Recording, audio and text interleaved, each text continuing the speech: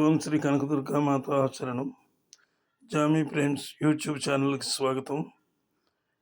Jamie ప్రేమ్స్లో నేను చేస్తున్నటువంటి వాస్తు కార్యక్రమాలకి అందరూ చూస్తున్నందుకు చాలా సంతోషంగా ఉంది. మీకు ఇప్పుడు ఏ రకమైనటువంటి వాస్తు విషయాలు కానీ లోతైన విషయాలు కూడా అన్నీ నేను చెప్పగలనని చెప్పి సవినయంగా మనం చేస్తున్నాను. ఈరోజు విషయం ఏమిటంటే, ఈ ఇల్లు చూడండి, కార్నర్ అంటే ఆగ్నేయం, నైరుతి, వాయువు, ఈశాన్యం. వీళ్ళు ఏం చేశారంటే ఈశాన్యంలో చిన్నది పెట్టారు, కానీ ఇక్కడ వాయువులో మొత్తం తక్కువ పెట్టారు. వాయువులో తక్కువ పెట్టి హైటు ఆగ్నేయం, నైరుతి, వాయువు, ఈశాన్యం.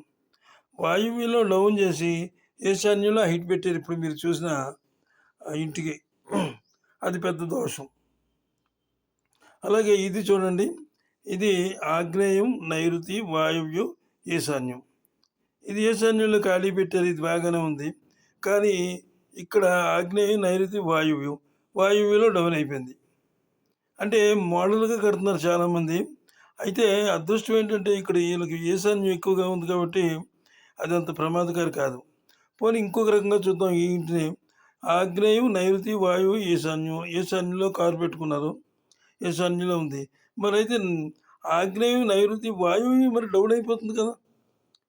వాయువ్య మూల ఎప్పుడూ కూడా వాయువ్య మూల ఆగ్నేయం, నైరుతి, వాయువు, ఈశాన్యం 4 మూలలు మనకి.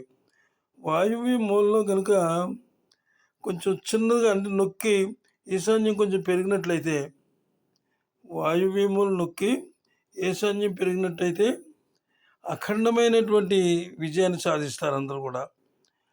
వారికి ధనానికి కానీ ఐశ్వర్యం, ధనం, డబ్బు, తర్వాత ఇంట్లో మనశ్శాంతి, సుఖ సంతోషాలు అన్నీ కూడా ఉంటాయన్నమాట. వాయువ్యంలో ఎప్పుడైతే నొక్కి ఈశాన్యం కొంచెం పెరిగిందో, అలాగే ఆగ్నేయం కూడా నొక్కి ఈశాన్యం పెరిగిందంటే ఇది చూడండి, ఇది నైరుతిలో పెట్టారు, ఇది బాగానే కట్టుకున్నారు. ఇది ఆగ్నేయం, నైరుతి, వాయువు, ఈశాన్యంలో ఖాళీ పెట్టుకున్నారు.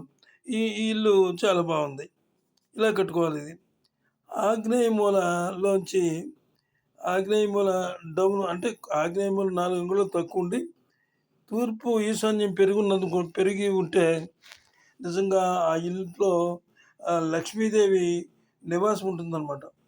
అంత అద్భుతమైనటువంటి ఇది. ఇక ఈ ఇల్లు చూడండి, ఇది ఆగ్నేయం, నైరుతి, వాయువు, ఈశాన్యం అంతా ఖాళీ, మొత్తం ఖాళీ. అయితే ఇక్కడ ఒక విషయం ఉంది. ఇలాంటి వాటికి వీళ్ళు ఏం చేస్తున్నారంటే కొంతమంది కాంపౌండ్ వాల్స్ కడుతున్నారు. ఇప్పుడు ఇంతకు ముందు మీరు చూసింది కాంపౌండ్ వాల్ లేదు ఆ ఇంటికి. కొంతమంది కాంపౌండ్ వాల్స్ కడుతున్నారు, కొంతమంది కట్టట్లేదు. కాంపౌండ్ వాల్ అంటే ఏంటి? మనకి రక్షణ అన్నమాట.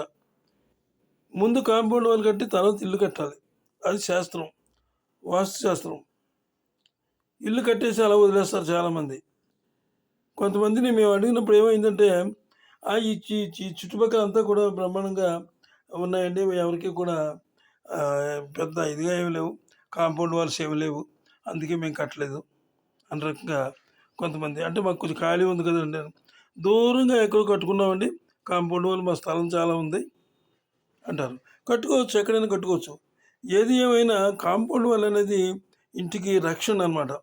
మనకు రక్షా కవచంలాగా ఆ కాంపౌండ్ వాల్ మనకి ఎంతో అంటే రక్షణ వల్ల మనకి చూసారా, రాజకీయ నాయకులకి రక్షక దళాలు ఉంటాయి, అలాగా కాంపౌండ్ వాల్ కంపల్సరిగా ఉండాలి.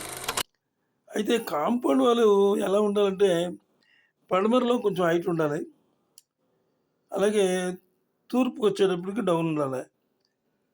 పడమర హైట్ ఉండి తూర్పు డౌన్ అంటే మరి కాంపౌండ్ వాల్ ఎలాగొస్తుంది?